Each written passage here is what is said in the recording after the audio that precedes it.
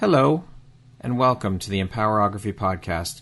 This is a platform created for women's voices to be heard and a place to share their stories, journeys, and successes with the world for the purpose of helping other women who might be on similar journeys. We are empowering women one episode at a time. I'm your host, Brad Walsh, so kick back, grab one of your favorite beverages, and enjoy the stories.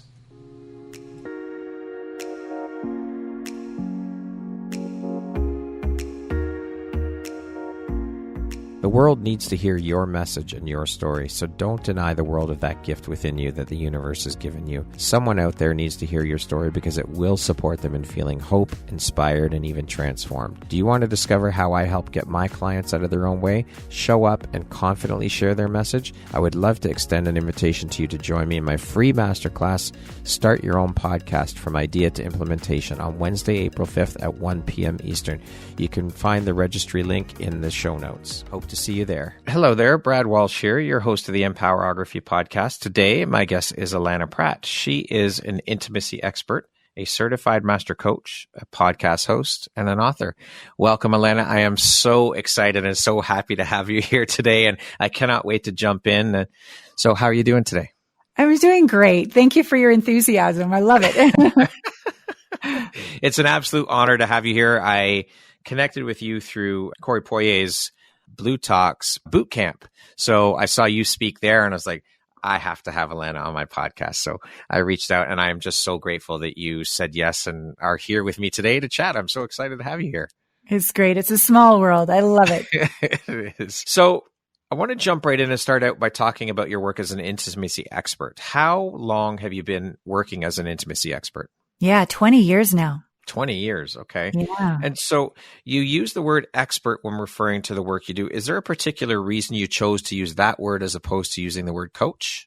Well, I am definitely a relationship coach, and I work with people's relationship with themselves first. And most of the time when you call yourself a relationship coach, they instantly think, dating or marriage.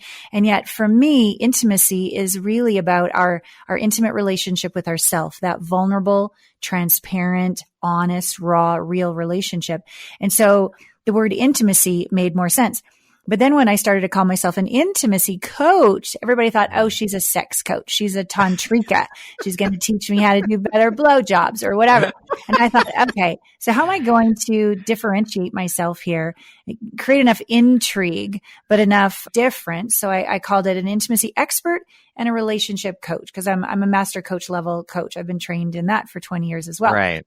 So that's just how I decided, Brad. I love it. And I love that you mentioned the fact that our relationship with ourselves is the starting point, the foundation for it, because that is everything starts with self. We are the foundation for everything, and it just emanates out from there. That is the most important and longest standing relationship we will ever have throughout the course of our lives. So I love that you brought that up and said that and spoke to that. Yeah, I totally agree. And the reason why in my long story is that I did not have a very good intimate relationship with myself. I didn't even know I had an inside.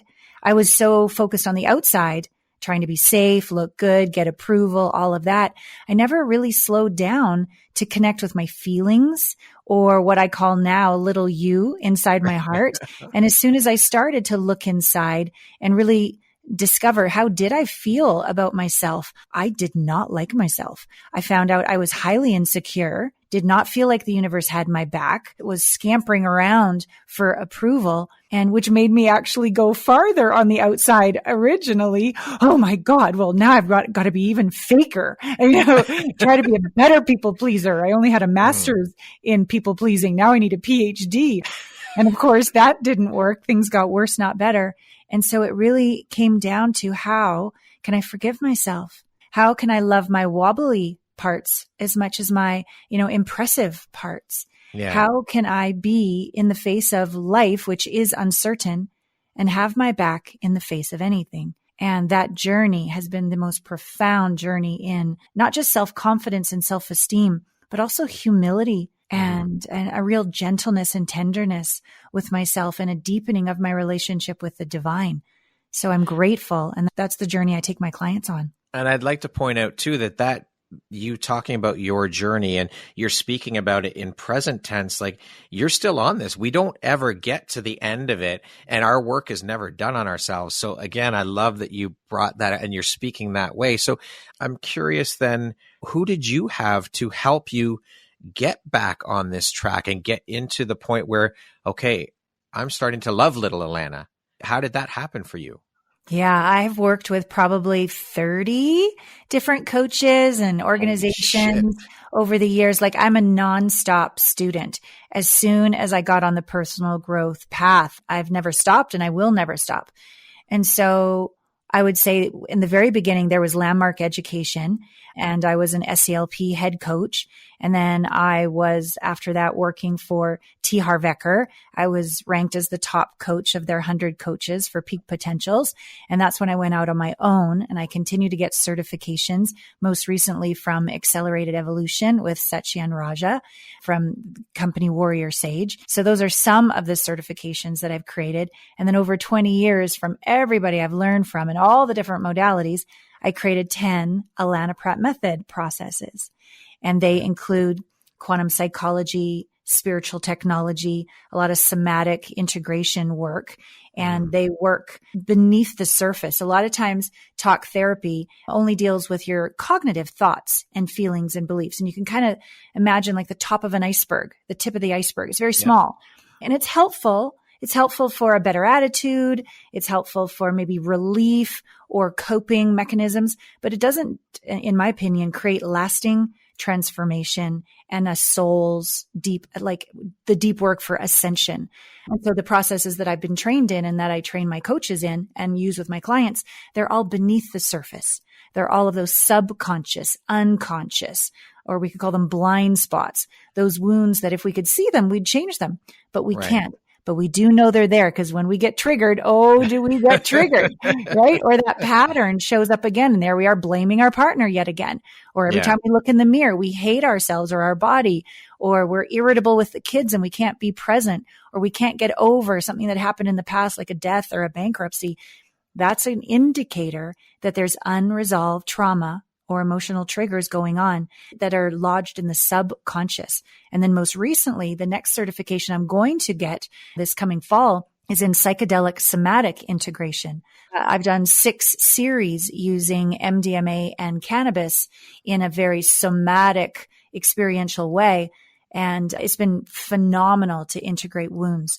I did plant medicine maybe 20 years ago, ayahuasca, and I can go way out there into tier 3, but I can't bring it back into my body and have that sense of safety and home and well-being in my body under these difficult circumstances until I did this. It's called PSI, psychedelic somatic integration work. That is powerful. So what inspired your journey into becoming an intimacy expert? Why did you choose to go that path or go that route?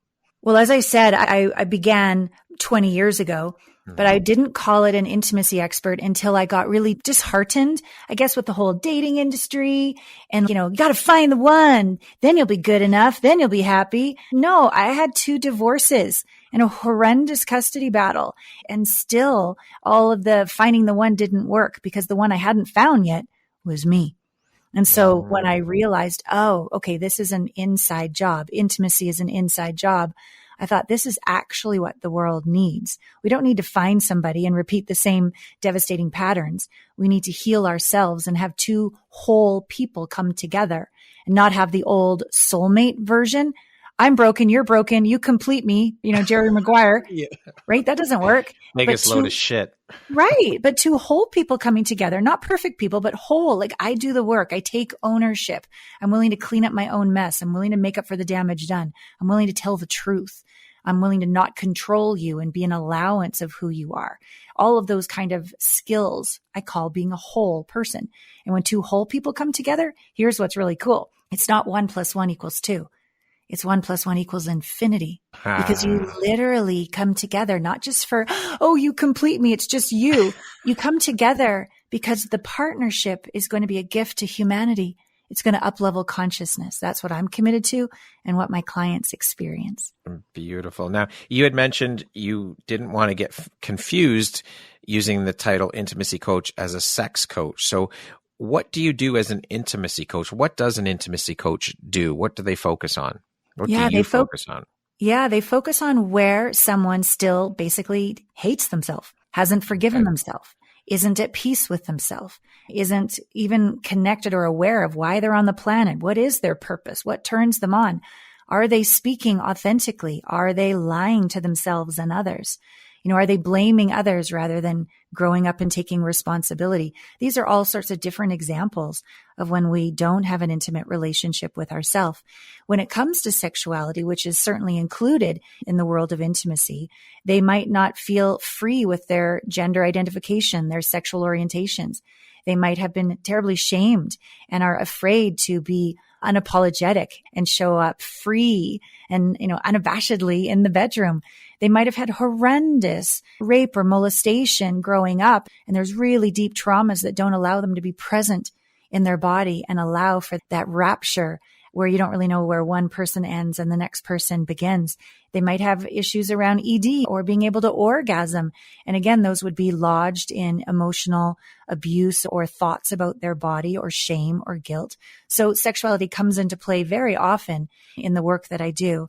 And yet it's not the foremost reason. The foremost reason is, can I stay connected to myself, have peace inside my skin, and simply be in these different situations? And from there, you become a better lover for sure, but you're also a better parent. You're a better friend, and you're actually best friends with yourself. You realize, oh my God, I'm the love of my life. Wow. Hi, self. I love it. That's beautiful, Allana.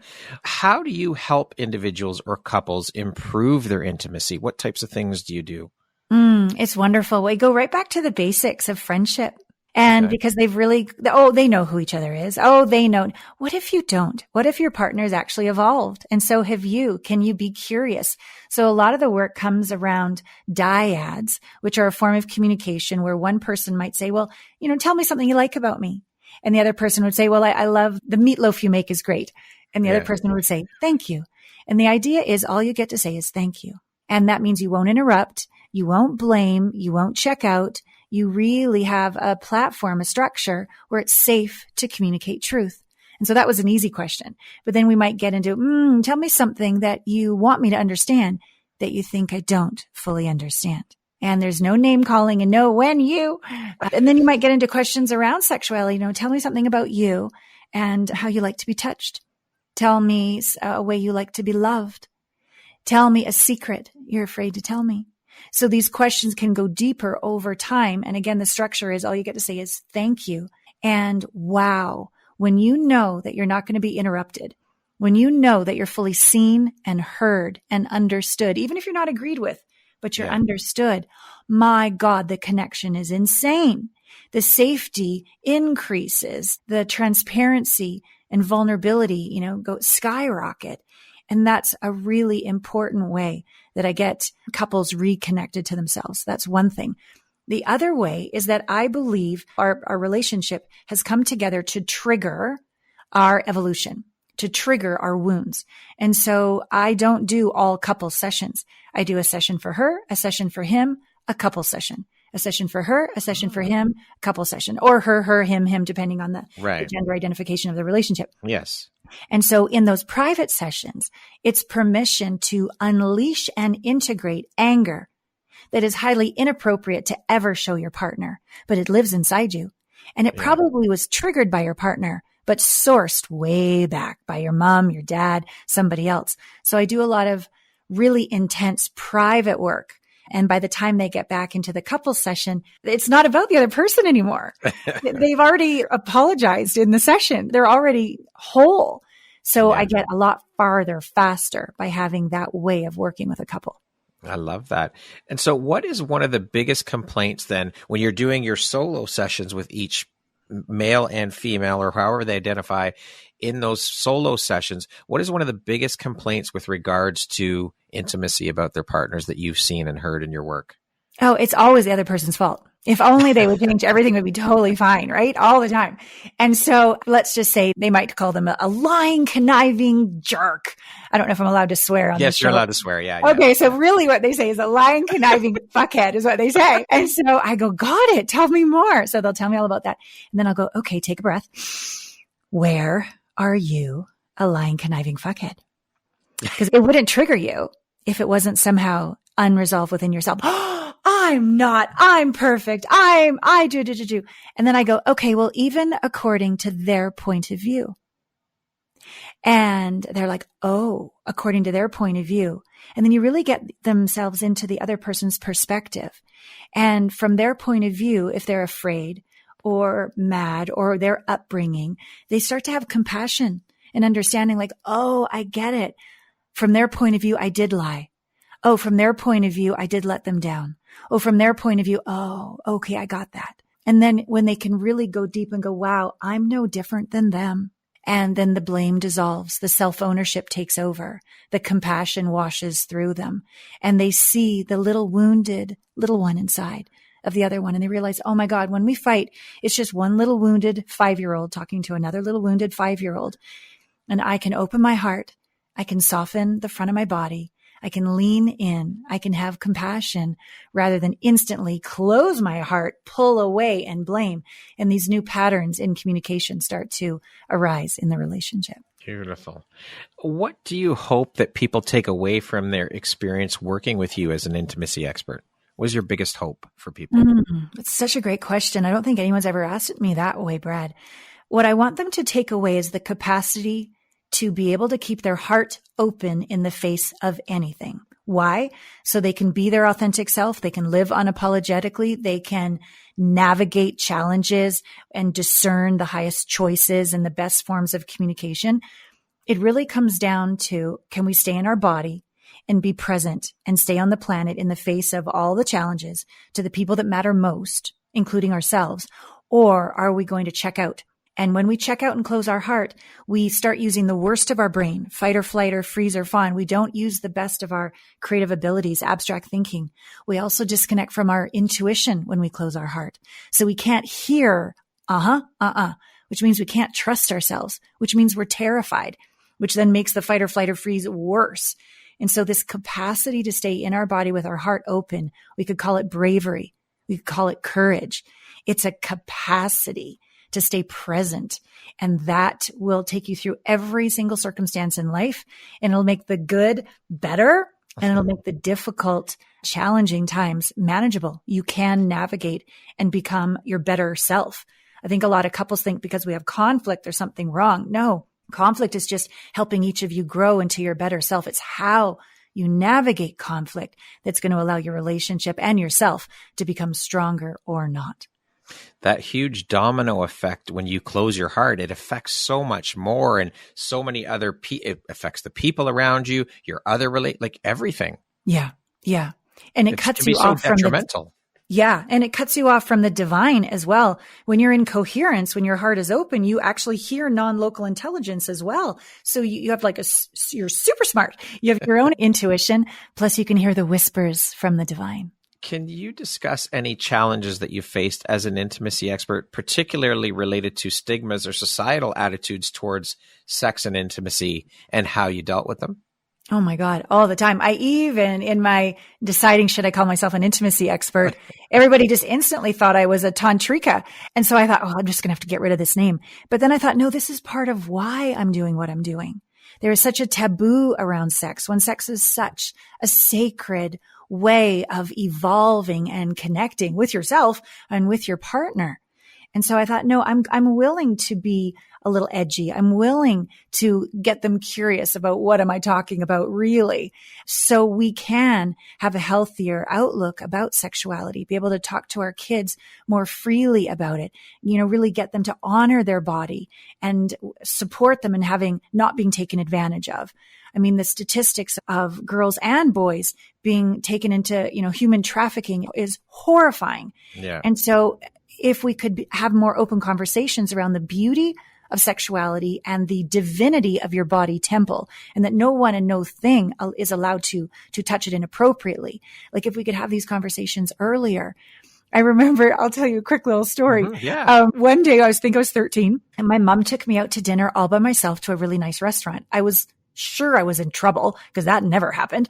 And she downed a glass of wine in one gulp, turned it over on the white linen tablecloth and said, "This is your vagina."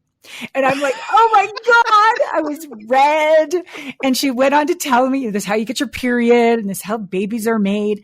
But you know what, Brad? She never told me once about that I had a clitoris. She never told me once about my G-spot. She never once told me about the pleasure and the perception that, that sixth sense we have in our body. She never told me about any of this. And so I went into the world just understanding the nuts and bolts, the mechanical basics. Right? And it didn't really set me up to honor my body. I would give my body away to get what I thought was love or approval or safety, all of these things. And so that's just a little example, although my mom did her best and she taught me a lot of beautiful things. Yeah. It's an example of what I think is an issue that is leading to the word intimacy, people just giggling and getting uncomfortable as opposed to leaning in, opening their heart and saying, yeah, isn't it so wonderful to be able to experience pleasure and love with somebody and to discover even who we didn't even know we were, our expression and surrender in a world where we try to keep it together, be in control. You know, sex is a way we can let go of control, let go of the edges into bliss. Yeah, so. we need to start having those conversations with our children when they're younger so that they grow up not in a situation, and nothing against your mother, but that's how a lot of kids were taught, right? Totally. It's like the very basics and that's it. We want our kids to be educated and learn all of these things. You know, it boggles my mind when I think about the fact that there are so many people and that sex is so taboo among so many cultures, so many people. This is how you got here, is through sex. So what the fuck are you like? It's simple math. I mean, come on. Why are you so uppity and uptight about it? That's how you got here. That's how you were brought into this world. So fucking loosen up a little bit. Yeah, I agree. I totally agree. It makes me laugh. You know, what are a couple of tips or takeaways that you can share with listeners, which listeners can implement immediately for improving communication and fostering deeper intimacy in a relationship? Well, the communication one, I would say the dyads that I mentioned a moment ago. You can go for a walk. You can be naked in bed. You can go for a drive. You can chat at the dinner table and include the kids. And so these questions are great. And the rule of just saying thank you is a really great structure to put into place so that tough conversations don't escalate into conflict, and you learn how to sit in the fire and keep your heart open even when you want to go, but I never said that. Like you just go, you breathe, you go, thank you. Thank you. And it really shows us we don't have to agree. Just keep our heart open and to be in relationship and to honor one another. We don't have to agree to deeply understand our partner. But when we seek winning, when we seek dominating, when we seek being right, when we seek like, no, you got to agree with me, that's actually what really creates a lot of separation in relationships. So to shift your whole relationship to, wow, I'm here to understand. Really, at the end of the day, our ego, I think, wants to be right and look good, but our heart and our soul just wants to be seen and understood. And if we can be that for our partner and let go of having to be on the same page and agree on everything, the 2-second hug, or there's all full on sex, but there's like nothing in the middle. And so, or if like you start any longer than 2 seconds, it has to lead to sex. Yeah. So a lot of the women were like, well, I don't let him hug me for longer than 2 seconds or I have to put out. And he's like, well, I'm not going to hug her longer than 2 seconds because then I get too turned on and I want sex. So I said, okay, so we're going to have this new ritual and it can be anywhere from like 6 seconds, but let's go for 10. And the rule is it's just going to be morning and night. A really solid 6 to 10 second hug that it's safe. It's not going to go anywhere else, but both people can actually put their walls down and actually connect. And so if we're going to do like a 6 or 10 second hug right now, 1 potato, 2 potato, don't you want to like leave? 3 potato, 4, 5 potato, 6 potato, 7 potato more. Like we're still hugging, right? Yeah. So a lot comes up. A lot comes up. It could be that you're still pissed that they didn't take the garbage out. Or, wow, you really miss them and you really want more than sex, you want hugs, or you really want connection and you want to be able to exhale, or, oh, I'm sad and I haven't really slowed down to feel how sad I am. And I just keep busy and taking care of the kids or what have you. Like if you as a couple could do these 10-second hugs morning and night, that the agreement is they're not going to lead to sex. They're a safe place to be real, feel feelings and connect to one another and feel that exhale. And then that deeper exhale. And then that deeper exhale. And then there's the truth. And then at the end of the 10-second hug, just say, what's true for me is, and then and say thank you, like a dyad kind of. You'd be amazed. Sometimes these initial things will come out of anger or sadness or longing or what have you. And then other times when you get into the practice, it's like, oh my God, I appreciate you. I so appreciate you have my back. Thank you for being with me all these years. But we don't get around to saying it. And if we say it, it's more like in a card or like a text, but we don't make it land. But when you're body to body connected like that, and you really say something like that I appreciate you. I couldn't do any of this without you. And the other person receives it, not just to them, but into them. This is intimacy. This is intimacy. That's fucking powerful. Thank you. Do you incorporate, I imagine you do, but I'm going to ask anyways. I would imagine that you incorporate a lot of your skill sets from your training as a master coach into your intimacy work.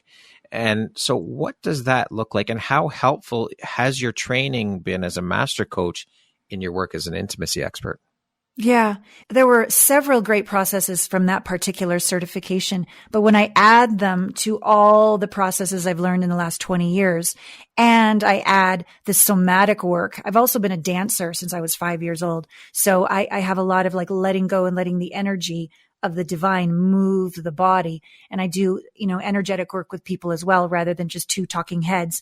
And I would say, well, like let your heart talk to each other. Or if your body could dance to express or move to express how you feel, like so to get them out of their head. So it's really a combination of, amazing thought processes that I've been trained in, but also more coherence, like heart math. I did a speech for a meditation for heart math at their annual conference. So really understanding the power of the heart.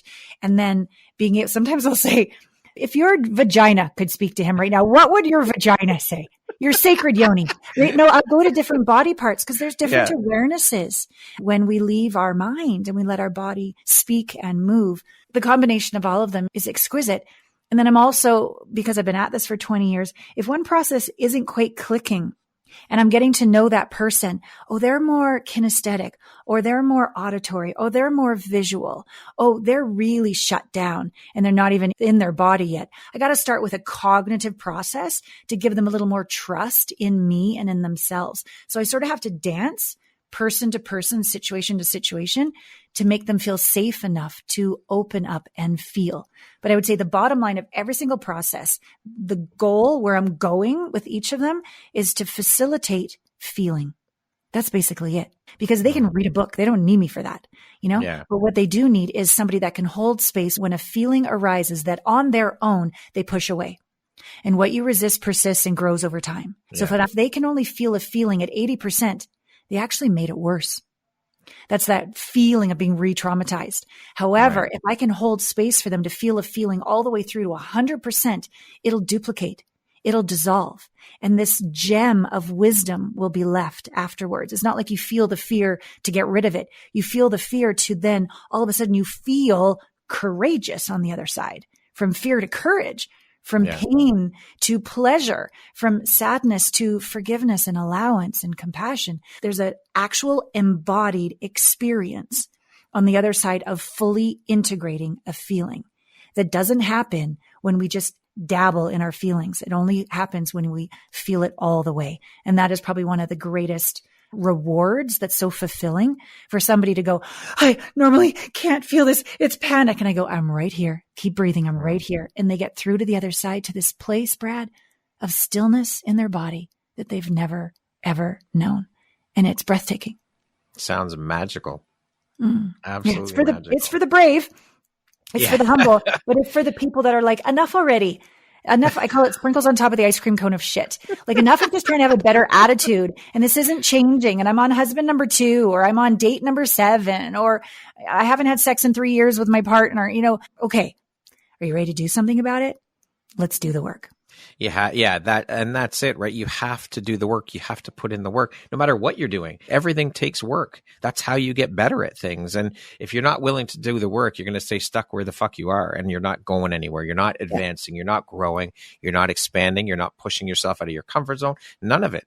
Yeah. And that compounds as getting worse over time, because you start to feel ashamed. You start to feel envious of others. You start to feel resentful. You start to feel all these unworthiness feelings. So if you don't do the work, not only do you not change, things will get worse. Yeah. So how do you deal with then? I'm curious, because I'm sure you've come across it, people that just are stoic and they don't want to do the work. How do you massage them to get them into that space where they do the work? No, they don't. People that don't do the work never hire me. Narcissists never hire me. But there's got to be a little bit of reluctance, though. Sometimes when people first come in, they're somewhat reluctant, and you kind of have to nudge them a little bit, though. Yeah, I would say they're more reluctant to open up in the group setting. Okay. Most of the people that I work with, I'm very blessed. I'm not going to take a client on who's difficult. Because it's a waste of my time. It's a waste of their time. Like, if you're ready, let's do this. Let's roll up the sleeves. I would say the main resistance comes in when because I do private calls and group calls and retreats. And so on the group calls, some people have been there for 10 years. They just love them. They keep getting better. They love the community. It's safe. It's non-judgmental. They grow. And other people, like, it's their first call. And so I don't let them go first. I say, just get a feel from it. And by the time it gets to them, they're like, holy shit. You are all so vulnerable. This is nuts. I'm totally terrified to share, but I'm going to start. I'm going to try.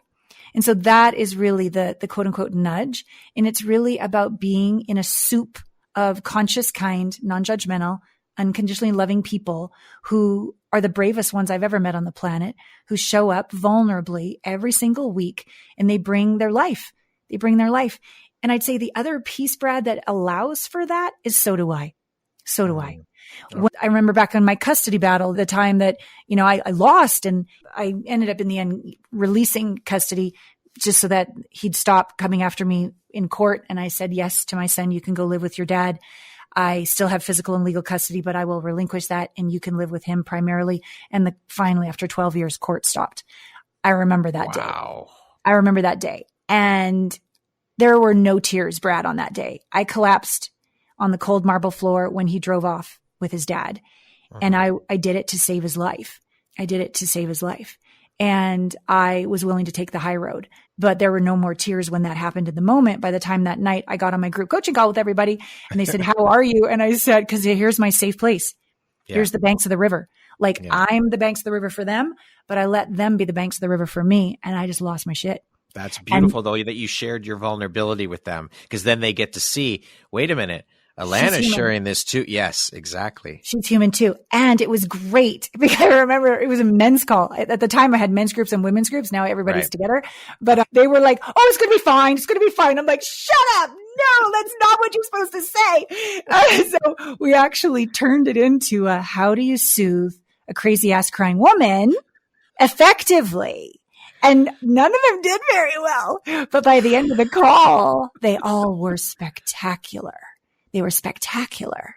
And it was one of the greatest learning experiences, not only of this vulnerability with me, but in how to be with another who's really upset in an effective way, which is a huge skill in relationships. Yep, for sure. Yeah. And that fact, the group setting, I would imagine, is probably quite a magnificent space, because when people come together in a group and they start sharing, it gives the others who are reluctant or may not be so willing, it gives them the permission to stand up and say, hey, wait a minute, Sally's going through this, or Alana's going through this, or Brad's going through this, and he shared, so it's okay for me to share too. It gives permission, right?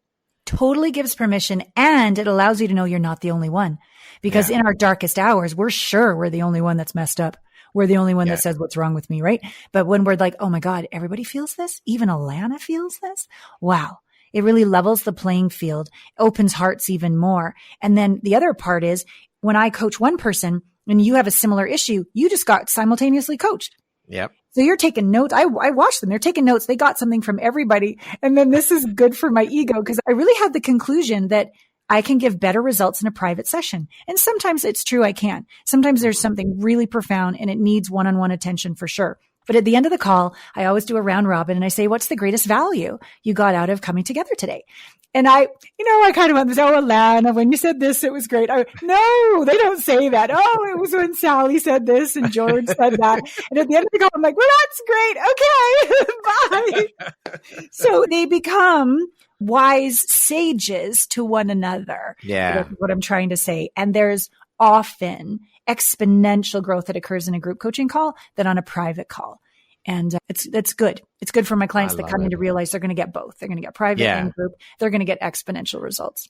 I love it. I want to speak a little bit now about the coaching industry on the whole. And I know we've already talked about this where you use the word expert and you explain why you do that. But with being a coach, I want to hear your thoughts on the current state of the coaching industry. I mean, I've had multiple conversations with so many women who work in the industry as coaches, and they choose not to use the word coach because of the bad connotation associated with coaching industry, because of the things that are going on where people are saying, I can make you a 6-figure coach in 6 weeks and all the bullshit trying to get people into their energy.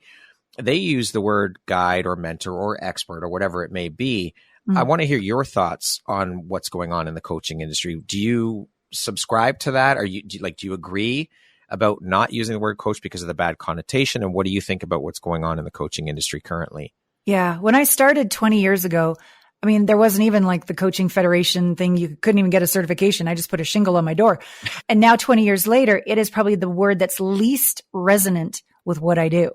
I still, because I've got 5.5 million views on YouTube and there's so many pages on Google that say, Allana Pratt, intimacy expert, relationship coach, that I keep it consistent for that manner. But when I describe what I do, it is definitely a facilitation. There's no fixing going on. I'm certainly not a boot camp badgering, like football coach kind of energy. Yeah. And I'm not interested in doing the work for them, but I certainly can share vulnerably about what's worked for me. And I think the most important gift I give, and I don't know what the word would be for this, but it's my energy, Brad. I have cultivated the capacity to be non-judgmental and openly loving in the face of people's deepest, darkest shame, and love them and mean it. And when one is in a conversation with somebody else, you know how safe it is to share or not. You know at 3 a.m. who to call or who not to call. You know this energy of safety or not. And so that, I believe, is the most priceless gift that I give my clients as a space holder, as an energetic vibration. I was going to say space holder. Yeah, for them. They can only go as deep as I can hold space for without judgment and with impeccable presence. Yeah. And I'm very proud of who I've cultivated myself to be for that. And I'm super grateful. I have very few people that I can call on as my coaches or my facilitators who can hold that space. Yeah. And when I call, I know I will be met with impeccable presence. What lights you up or inspires you the most about the work that you do? I love my clients. They're like my family. I love doing interviews like this, Brad. I love intimately connecting with people about what really, really matters. I love being transparent and vulnerable. It's too hard to keep track of who I lied to and who I didn't. So I just like to tell the truth. It's just so much easier. And it's deep. It's not shallow. Mm-hmm. And it's the type of work that allows us all to not regret anything, to see the gifts and lessons and everything, to sink our teeth into the moment, to go for it in life. And when we fail miserably, to have a good old cry and a glass of a couple of shots of tequila, actually. A glass of tequila. A good cry, and, be human, and then pick ourselves back up, learn, and keep going. And those kind of, those kind of resilient people and way of living is how I choose to live and who I choose to talk to. And I've created an entire business where I get to talk about what I like to talk about and be who I like to be with people who inspire me. It's pretty amazing. It is. Now, on the flip side of that, what is one of the most challenging parts of the work that you do? I would say running a business. I'm back in college in Kamloops, British Columbia. I went to Caribou College for business for 2 years and I failed quantitative methods. And it's like, oh, business and numbers and all of that. I don't like it. I'm so grateful for my accountants. I'm so grateful for my bookkeepers. I'm so grateful for my staff who understands Infusionsoft and all the things that need to happen. Technology and numbers. Ugh, I don't care for it. I don't mind sales calls at all because they don't feel like sales calls at all. It's like I'm just getting to know somebody and loving them. And if there's a fit for me to love them more, great. And if not, great. So those are fine. But otherwise, running a business, I would love a COO or a CFO or a CEO, all the things, all the C's. I would love I'll all just of show them. up and do what I need to do my work, stay in my lane, stay in my zone of genius. I'm good. Yeah. So that's what's heavier for me about being who I am, but it's par for the course. Otherwise I would be working for somebody else. So I do appreciate that there's no ceiling on what I create because I'm my own boss. I'm also responsible for several employees and a lot of clients. And some days it gets lonely at the top. I think that's a very common thing among creatives too, is you just want to do your work, create your beauty, create your art, whatever that looks like for you, and leave the business side of it to someone else. Like, fuck that. I don't want to deal with that. I just want to create and be. Yeah. And yet if I did that, I wouldn't be able to pay everybody and run the business that I do. So I always make these little gestures with my hands, like a little half of a V on one side and half of a V on the other. So half of it is like, I get to do what I want to do and talk to all the people I want. And the other half is the challenge. Yeah. And am I willing to see the gift in the challenge? And I have become more empowered around business and around numbers and around investing and around agreements and around negotiations and investors and all the rest of it. Yeah. So I've grown and I appreciate that about it. I still don't really enjoy it, but I can appreciate it. I love your honesty. I want to talk a little bit about your podcast now. What inspired you to start a podcast? And can you share with us a little bit about the podcast, the title, what it's all about? Obviously, it's about intimacy, but is it interview style? Is it solo? Is it a bit of both?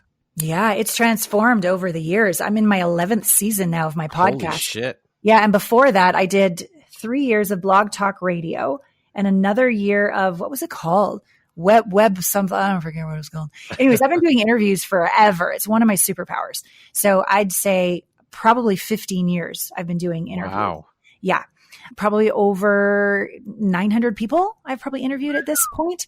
And big stars, Whoopi Goldberg, Alanis, Morissette, like that, all the relationship, who's, the Hendrix, all them. And also what I love to do now in my 11th season of, it's called Intimate Conversations. And this year, season 11 is called Soul Medicine. And I'm restructuring it. Normally I would interview others and feature others. But one of my own personal growth breakthroughs in this past year is one of the reasons I would get depleted, resentful. I was coming from an old wound where I had to give away all my energy, my power, my light, my money, my body, my whatever, just to keep the other not angry, to keep the other calm. It was an old wound. And as I've been healing that wound this past year, I realized I do a lot for others, but I barely take much for myself. I'll give like 85% to others and I'll put them all first and I'll go last. And the depletion, the lack of successful personal relationships, business relationships, they were all that same thread, that same wound, even showed up in my podcast. Because all I would do is a weekly interview featuring somebody else. I wouldn't even mention my own website. I wouldn't do a little commercial for my own shtick, nothing. Yeah. It would just be all about them, all about them, all about them. And then hope they would interview me and do the same. But this year, I balanced it. So in a month, 4 weeks in a month, I interview people 2 of those months. But the first is the first time in 800, 900 like podcasts, whatever. The first episode of every month is a solo podcast with me. I've never, ever done that. I've never owned my shit. I've never been that vulnerable on the podcast. Normally I do that in my coaching sessions. So the first is just me. The next 2 are guests. And the last one is a client. And I interview and we tell their journey and their success story. And every month is around a theme. So I've gotten so organized. So every month is a theme. And I'm having a pre-record with one of my clients tomorrow. And she sent me her bio. And it's just amazing. She's worked with me for 5 years. She started off as a miserable woman in IT going through a divorce, not in her body, not in her confidence, not in her joy. And now she is this successful voiceover artist, thriving in her relationship. She's got the cutest little bob with her hair now. She just looks so adorable. Thriving with her daughter, thriving in a relationship. Like everything's thriving. And we were talking before and she's like, Allana, the work works. The work works. And we even had this fun idea that just happened yesterday. What's coming up in my life, Brad, is that I'm putting a docuseries together. Okay. So I'll be pitching that. And if a network will allow me enough creative control that they won't exploit my clients, which is I've gone to network 3 times before in the past, and I didn't sign on the dotted line because I didn't have enough creative control. So as long as that works, we'll do it with a network. If not, we'll go for investors. But this client, she is recording my 6 books on audio for me. And she's loving it. And she's probably better at it than I am. So I thought, oh my God, wouldn't it be fun in the docuseries if you heard her voice? She could be like the voice of God. Because she's so funny, Brad. And she's the voice of like true skepticism. Like, does this work really work? And then she's also in awe when one of my great coaching moments happen. So we're kind of thinking that she might come in just as a voice through the docuseries. That is awesome. Yeah. Kudos to you though, for having the self-awareness to realize, wait a minute, I need to start giving back to me and highlighting and shining a light up. That is fucking huge. So congratulations and kudos to you for doing that. It takes a lot. So you should be very proud of that, because when we're interviewing people, it's all about them. Yeah. That's the focus of it, right? So to have that self-awareness is massive. So congratulations. You should be very proud of yourself. Thank you. I think that's amazing. Thank you. It is. Absolutely.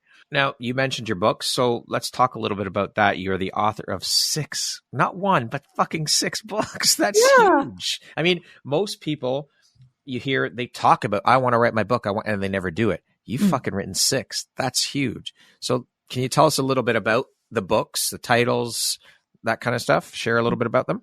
Yeah, sure. So I don't even know if I can remember them. I think the first one I wrote was How to Be and Stay Sexy. Getting the love and attention you desire by being exactly who you are. And that was really this inside out. That was the beginning. I wasn't an intimacy expert then. I was still, quote unquote, a relationship coach. I think I wrote that one when I coached Leeza Gibbons through Dancing with the Stars. And we were really talking about sexy as an inside job. Same with intimacy, right? So there's that one. And then How to Be a Noble Badass. That I can't remember the subtitle right off the top of my head, but that's for gentlemen, as well as one for gentlemen called Scoring a Relationship, Turning Gifts into Experiences She'll Never Forget. So that one's full of photos as well as ideas. And it really boils down to, instead of giving her 12 roses, give her them one at a time with a reason why you appreciate her, why you love her, why she's sexy. Right? It's very, very simple, but wow, that gift is now an experience that every time she looks at those roses, that are going to live for a good, week or two, she's going to remember, not just, he remembered it was Valentine's Day. He remembered, he says he loves my dimple on my cheek. It goes deeper, right? Yeah. And that again is intimacy. Well, there's another one for women, mums. When mom is happy, everybody's happy. That one actually is coming out again with the audio this May. Oh, very nice. My client is recording the audio. Yeah. And that one is really a lot of things I learned being a mom. Put on your oxygen mask first, and literally practices like with my son in the morning. He would come in at 4:30 in the morning and I would be exhausted, and then I would be a cranky mom. And I trained him, come in when the clock radio says 7:00, because mommy's looking for patience and kindness. And by 7:00, she'll have found it. And so these little ideas that he did, and we were a happier family. Then I moved more into finding the one is bullshit, becoming the one is brilliant and beautiful. And that's when I really claimed the intimacy expert role, where this whole finding the one is not the path to an epic, soul-shaking, conscious relationship. Yeah. There's another one called From Heartbreak to Heartmate. And that's another way to help people after divorce or breakups, or who are really disheartened with the whole dating app industry, how to meet people in a different way. And then I can't remember the other one. That's 5. Have you got another book in you? Are you working on another one? Are you planning another one? I am going to wait. My 7th book will be definitely an autobiography. I have waited for my son to become 20, so no more custody issues about speaking. And I don't think I'm even going to sit down to write it, at least for another couple of years. I still very much feel going through a humongous personal growth spurt in myself and in my business. Mm-hmm. And I tried an app. 3 years ago, I developed Heartmates, the dating app, and I hired a development team and like an app team and all the rest of it. And to this day, 3 years later, I still do not have the dating portion of the app. It has been a really horrendous learning experience. Couple $100,000, investors, shame, embarrassment, promising something to my, my world and it not being there. So a very painful lesson. And I learned a hell of a lot as well. Don't go with the first development firm that's just presenting, you can ask, and certainly don't pay for everything until they give you this level of testing and prototypes. Like I learned, I was quite naive. So I forgive myself and I'm proud of myself. And I was a bold stand. I was a bold stand for what is possible. Because I really believe that dating apps are designed to keep people single because they make money when you fail at love, not succeed at love. And my dating app was going to include my intimacy training and these live conscious connection calls where we practice dyads like we were speaking of earlier. Mm-hmm. And I thought that would be a much better way for people to date. And in the future, I might go for it again. I don't know. But right now that's completing. So I've got some cleanup to do before the next book starts to be written, but it'll come out. It's in there. It's in my heart. It's in there. Love it. You have been chosen as an icon of influence and featured in some pretty big magazines, media outlets, recognized and celebrated for all the work that you do, and deservedly so. What do these accolades mean to you? Do they carry a lot of weight with you, or is it just like a nice to have and to be acknowledged? Yeah, I don't really give a shit. To be real. I kind of figured, but I thought I'd ask. No. It's a great question. I do all the things, all those things that get you awards and be on television and do all of that because I understand. And that's why even I use the word expert. That's another reason I use that word because it alludes to at least 10,000 hours, of which I've probably done 20,000 hours of intimacy coaching. Because when we first want to open up about something as deep as intimacy, it's not like I sell roofing. It doesn't really take a lot of vulnerability to go buy a roof and to open up to that conversation. But to open up to a conversation where you're going to reveal your deepest, darkest secrets, skeletons in the closet, this woman better know what the fuck she's talking about. And she better be respected. So I do it more for that layer, for the ego to just go, okay. And the mind can kind of quiet down. Oh, she knows what she's talking about. Great. She's got millions of views. Okay, great. She's worked with all these celebrities. Okay, great. And then we'll take the next step. And it's a big step. And I don't take it lightly. The level of vulnerability and honesty and transparency that I have the honor of sharing with people. So that's why I do all that. I mean, it's lovely. It's not like I don't care, but it's not why I do any of this. Yeah. What do you think your unique skill set or superpower is that's helped you become successful? I don't know why. I love the shit out of people.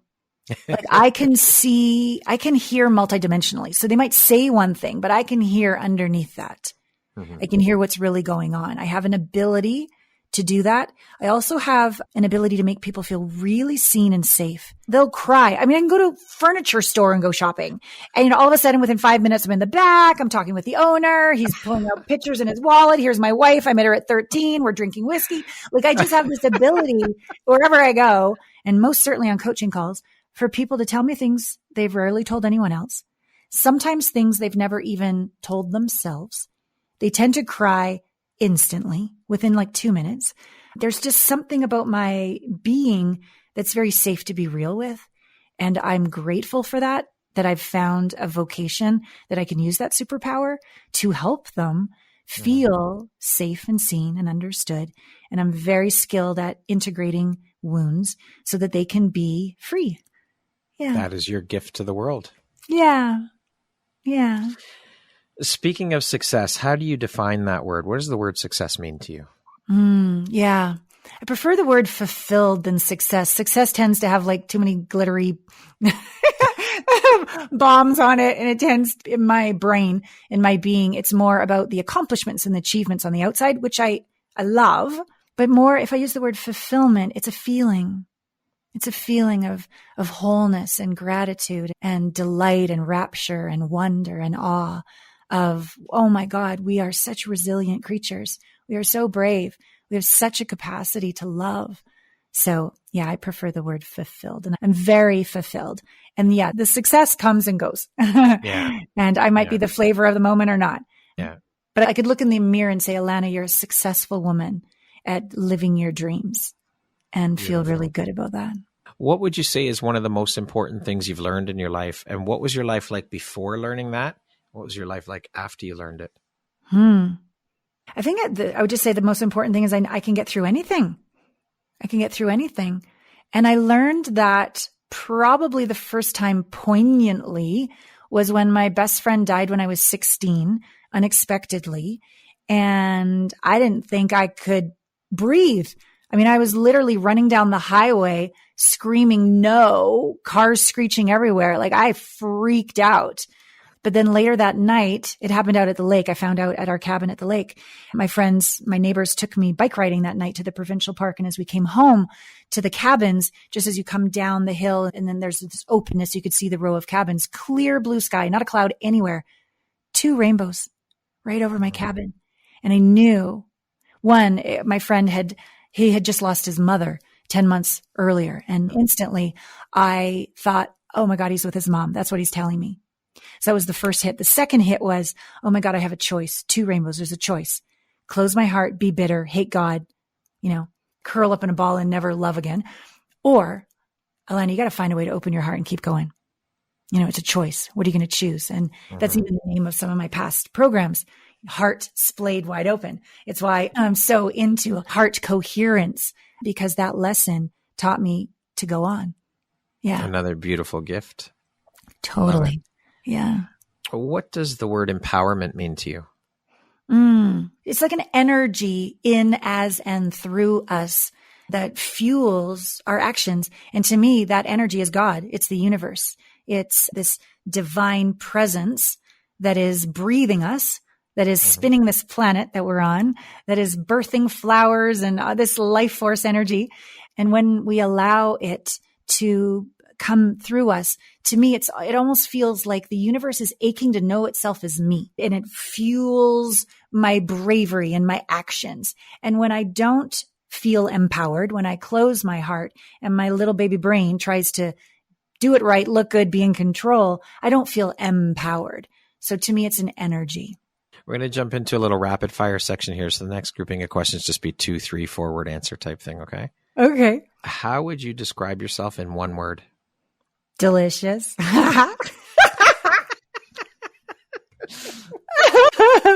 Love it. If you could teach the world one thing, what would that one thing be? To love with your heart wide open. What's one thing you want but cannot buy with money?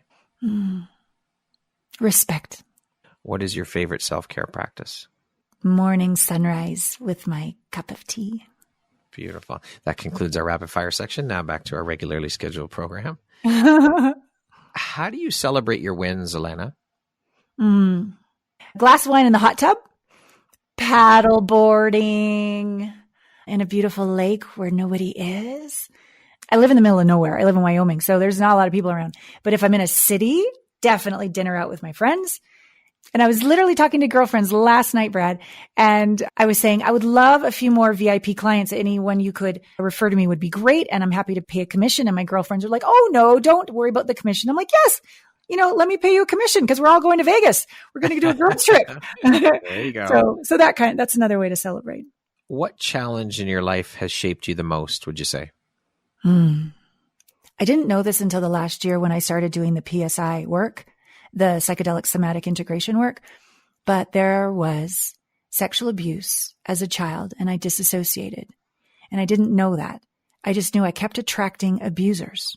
And when I went into my first series, my first MDMA cannabis session with this particular protocol, I was not in my body. My body was cold and shivering. And when it came back into my body, I heard words I'd never heard.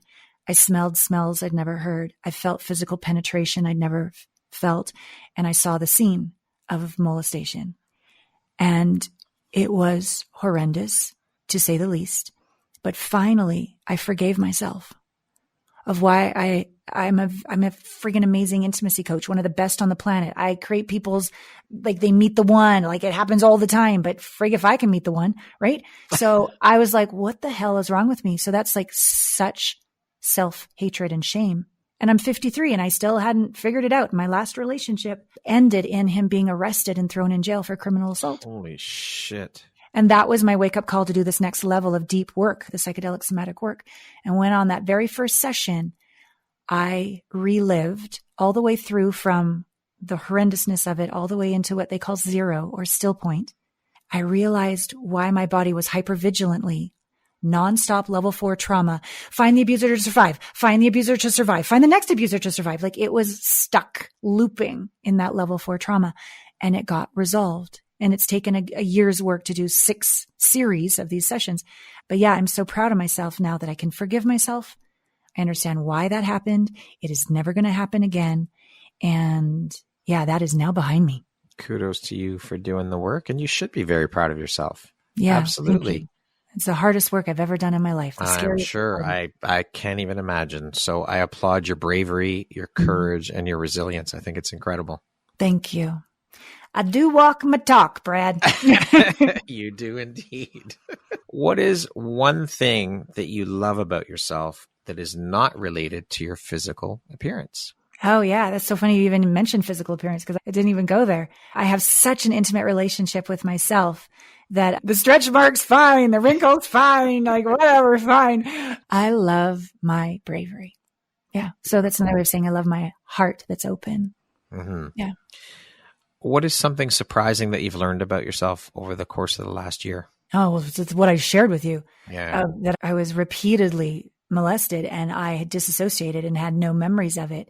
Knowings to be scared about certain people, but that's all that was in my cognitive brain. But in my subconscious, it all came back. So, yeah.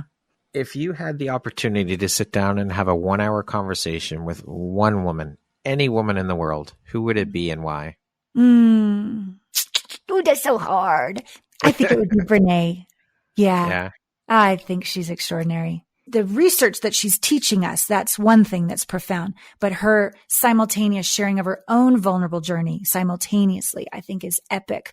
And I respect all the backlash that she's gone through and she keeps moving forward with her chin up. I think she's extraordinary.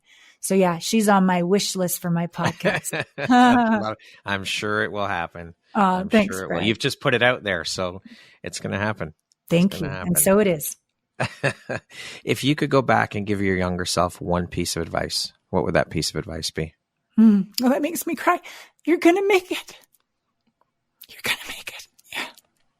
Beautiful. Lastly, if you were to deliver your last 30-second speech to the world, your corner of the world, your tribe, your people, what would that last 30 seconds sound like? What words of wisdom would you impart? Start and end each day with a hand on the heart, a hand on the belly or your genitals, and just super deeply connect to your body. Our bodies have been so underrated. We just are in our mind or in our spirit or in our heart, but our bodies are conscious. Our bodies will take us home. Our bodies know. And so to honor and listen to thy body. It's where the truth lives. Yeah. Beautiful. Allana, thank you so very much for your time.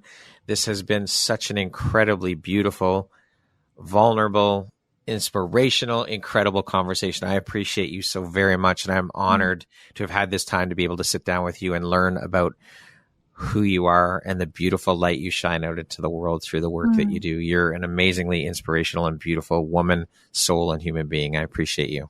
Oh, Brad, thank you. That means the world to me. And I also appreciate you. I can only go as deep as you listen. So thank you for being such a beautiful space to welcome me onto your show. Thank you. My pleasure and my honor. Once again, my name is Brad Welsh, host of your Empowerography Podcast. Today, my guest has been Allana Pratt. She is an intimacy expert, a certified master coach, a podcast host, and an author. Thank you so much, Allana. I hope you have an amazing, beautiful rest of the day. Thanks. You too. Much love.